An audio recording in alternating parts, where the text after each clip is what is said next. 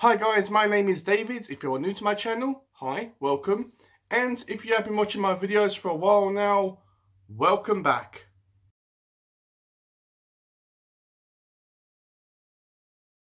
So today I will be reviewing Nightmare by Chad Nicholas. This novel was published on the 20th of June 2017 and the genre is horror, but it does have elements of psychological thriller in it as well. So I originally found out about Nightmare after watching a video on Mark's channel from Slowly Read. He did a video review on this novel, and even though I can't remember a thing about it, I must have liked it because I immediately bought it on my Kindle. About a month and a half ago, someone called Chad Nicholas, which it didn't really click in my mind at the time who this person was, and sent me a message on my Goodreads accounts, which I will link down below.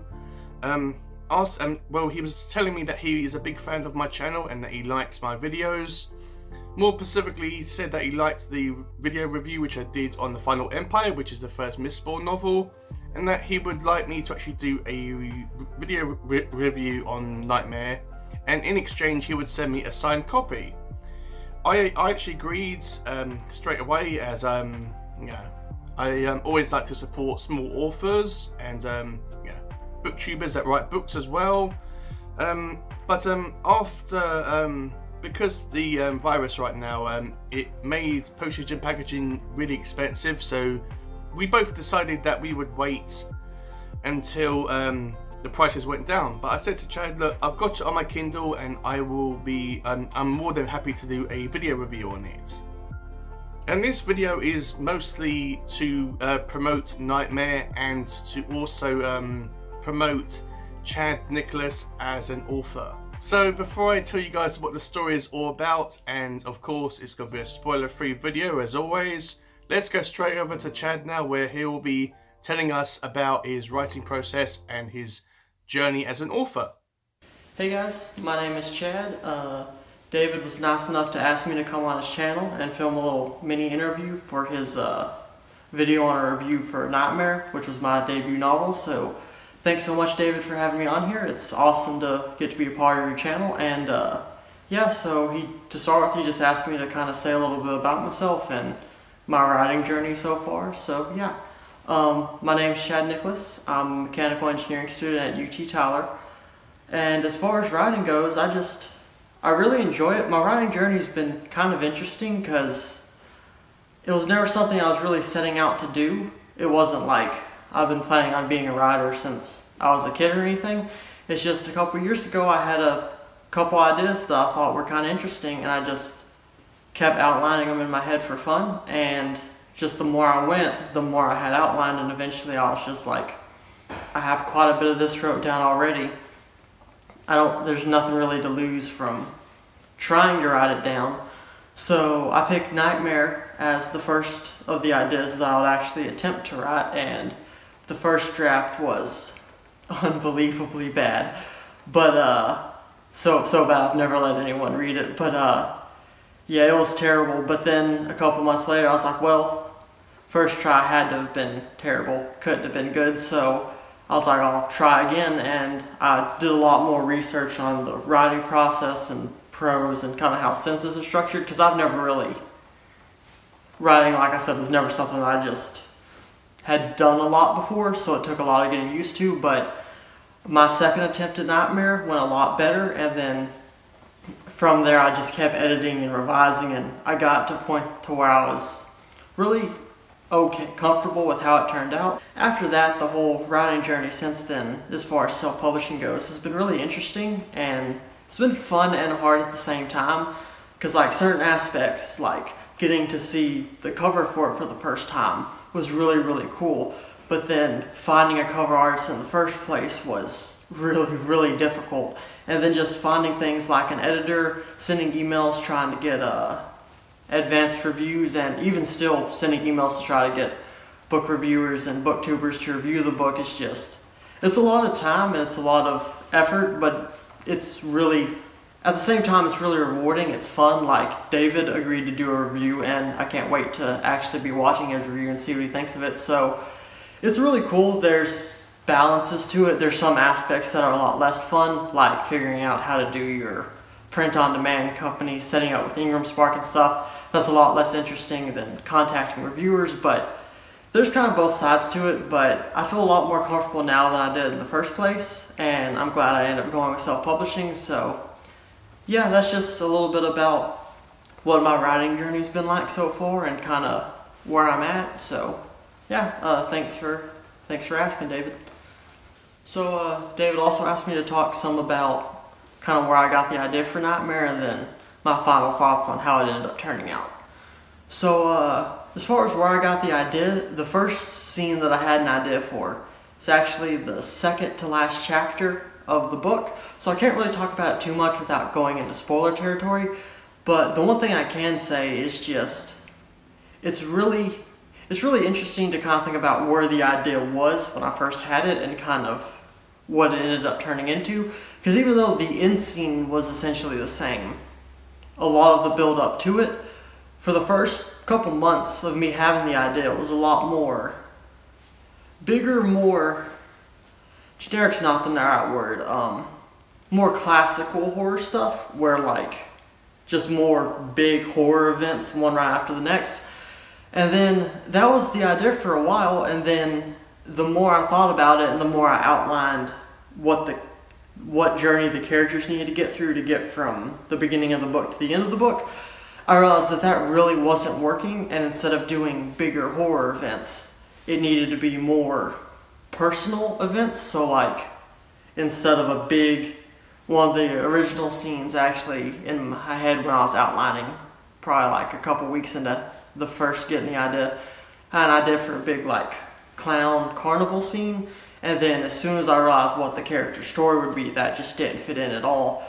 So it turned into a lot more of a like personal horror story once I got the characters figured out, and I think that was really for the best, looking at what the idea became versus kind of what the first couple weeks or months of the idea was. It's drastically different, but I definitely like the switch that it made to going to a lot more smaller scale personal horror, and I think it turned out really well. And I think the inclusion of, because that was another thing, like I said, with the carnival and the clown thing, originally I was really struggling with what to make kind of because I knew the horror needed something to like be the visual aspect of it, and I really struggled with what that was going to be. And then even the first draft, even though the other clown thing was gone, it was gone pretty early, to be fair, but even the first draft, there's really nothing to like hinge all the horror off of one element. And then the second draft, I realized I needed that, and I finally realized that the crows is what would work so well for the story that I wanted to tell. So I ended up really dedicating to the crow aspect of it, and the crow and the scarecrows, and I think that turned out, I was happy with how that turned out in the story, how they kind of factored into the plot and in some ways caused some of it, especially in the flashbacks, and then other times weren't really responsible. So I liked how the crows kind of, I guess, hinged the horror aspect of the story. But yeah, that kind of went into my final thoughts on the book too. But yeah, I'm happy with how most of it turned out, especially the obviously there's things I could have did better, you know, you can always improve, but the one thing I was probably the most happy with was one character in specific who I can't really talk about without going into spoilers again, because giving away which character it is might spoil the ending if you haven't seen it. But there's one character who I really knew, of all the characters in the book, I had to get that character right, and it was also the hardest character to get right just because of the role they played in the story. So I was really nervous about whether or not I would be able to get that character to a point to where the ending of the book would really resonate with people. And it's been, that character ended up being my favorite character personally, but just because I like the character doesn't mean anyone else will. But a lot of the reviews have commented that that character was their favorite character in the book, so that just was really awesome to see that a lot of other people like the character that I like the most, and that the character that I knew a lot depended on, people seem to resonate with. So that was really interesting too, but all in all, it's been a really interesting writing Nightmare, I guess, and seeing everyone's reactions. But yeah, again, thanks for the question, David. It was a really interesting question, and yeah. So yeah, thanks again, David, so much for having me on your channel. Doing this interview and answering your questions was really fun, and it's just an honor to be featured in your review. And thanks again for agreeing to review Nightmare, and thanks everyone who watched and were interested in seeing a review for my book. And yeah, if anyone wants to follow me, I'm on Instagram at @ChadNicholas, and I've started my own YouTube channel recently, so you can follow me there too. And yeah, if anyone wants to give Nightmare a chance, it's on Amazon, Barnes & Noble, online, pretty much any online bookstore it's at, and it's gotten into a couple of brick and mortar bookstores, so that's cool to see too. But yeah, if you want to check it out, you can do it there, and I guess just thanks for watching. So, the story of Nightmare starts off very strange and mysterious, and you're not really sure about what's happening. I am given the impression that the characters in this book know a lot more than the reader themselves do.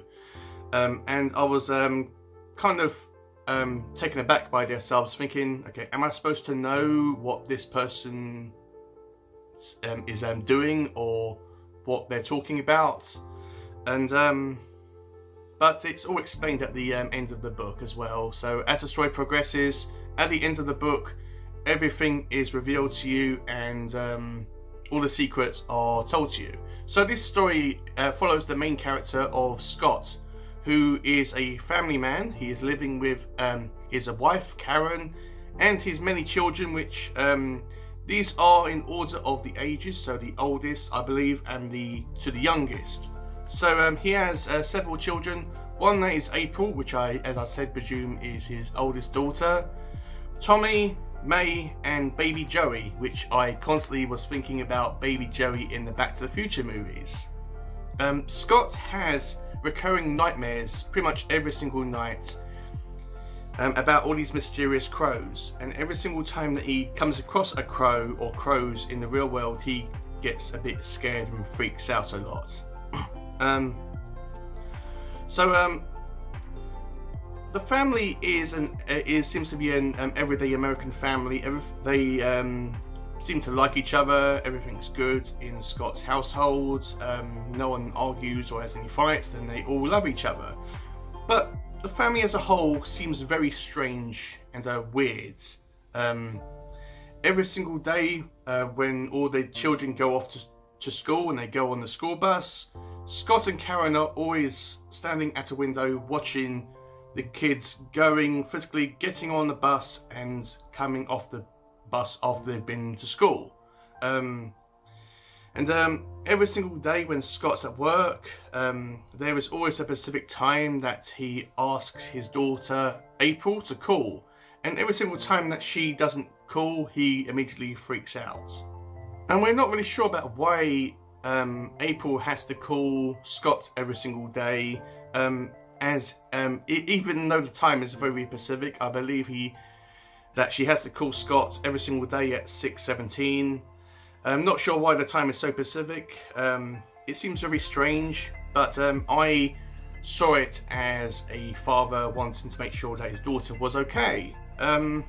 So along this story, it seems a bit repetitive. Scott has a nightmare about the crows, and he wakes up. His wife and his kids are downstairs, and they are having breakfast. He goes to work, and I mean, it seems like a routine, which is nice, because when I was working, that was my life as well. I had a routine. So we find out that Scott, as a young boy, was kidnapped by a crazy, insane person who kidnapped Scott when he was 8 years old and held him hostage in a massive bird cage.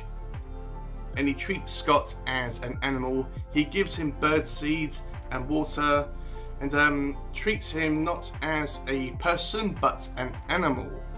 And he is held against his will for 37 days, and then he escapes. And this is something that Scott is incredibly scarred by. It's a reference throughout the book, and yeah, it's a very traumatic time for Scott. And that's when the crows were introduced to him. While he was in this cage, all these crows were flying around and attacking the cage. And we believe that this is why Scott is afraid of crows. But is it? When he escapes, we are introduced to a character called Dr. Freeman, who is Scott's psychiatrist, who tells Scott that he that this insane person that kidnapped him was one of his patients. And we find out a little bit about this insane man, about how he liked to hurt animals and how he was very messed up in the head. And Dr. Freeman feels responsible for what's actually happened to Scott. But we find out that Scott, due to this event, Scott has his personality has actually been broken into two, where he has two different personalities. And but I won't go into detail about that, because if I do, it will go into spoiler territory. When Scott has actually grown up, he's still seeing Dr. Freeman, and we find out that Scott, for some weird reason, gets these mysterious scratches on his arms that bleed all the time, and then straight away they are no longer there, they actually disappear. And I always thought about these scratches as the crows, and you know, about all these invisible crows just scratching his arms. And there is a scary scarecrow in this story, which Scott comes across after he escapes from the birdcage. And yeah, it's a very, very scary figure. But it's only a scarecrow as well. Yeah, this is a very strange story as well. It has a man called Vincent, who has been brought up to believe that he is a monster, and he's been shunned all of his life, and mysteriously all these crows are always around him as well. So is he connected to Scott in some way? So yeah, I want to be as vague as I possibly can about this book. It's all about Scott trying to overcome his fear of crows and put his past behind him. And but as I said, he's very traumatized by this event that happened in his past. And but he does his best. Dr. Freeman does his best. His wife is very supportive, and his kids are very supportive as well. They're always telling him about what they did at school and what's happening at school, and you know, with tests and all that type of stuff. And yeah, it's a very unique horror story. So one thing that I liked about this book is one of the characters that I absolutely love in this book is Vincent. I won't go into too much detail about his character as a whole. If I do, it will go into spoiler territory. But Vincent is an extremely tragic character. He is, as I said, he's been brought up to believe that he is a monster and that he's evil. But is he evil? That's one thing I liked about this book, is that the concepts of good and evil are, I mean, what actually makes a person evil? I mean, you can't have good without evil, or evil without good. You can't have one without the other. And Vincent was an extremely tragic character. Yes, he is a villain and he is evil, and we are supposed to dislike him. But at the same time, he was a very sympathetic and tragic character. So one of the things I disliked about this book is really like a real picky thing. I think that there was too many children characters in this book to actually focus on,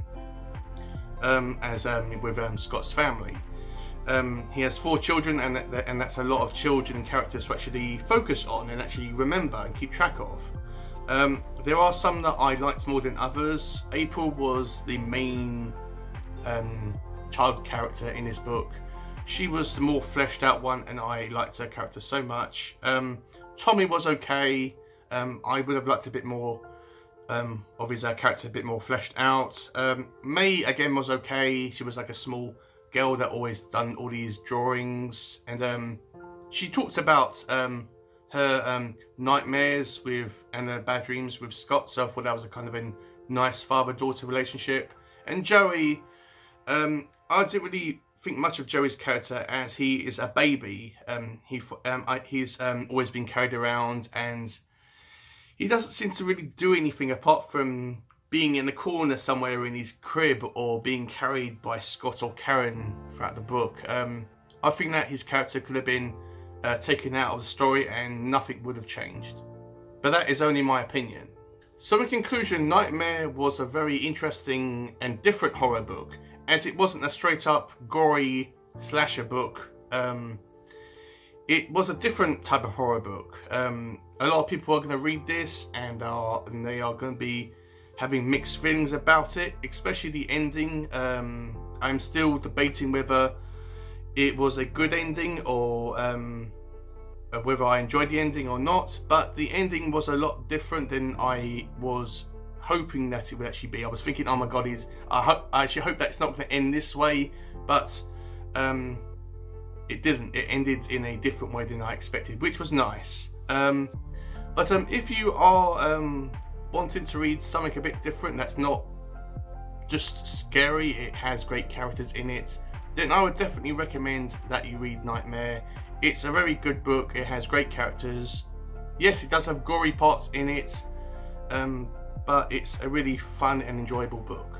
So I am going to rate Nightmare a 4 stars out of 5. It was a very enjoyable and different horror book, and I had loads of fun reading it.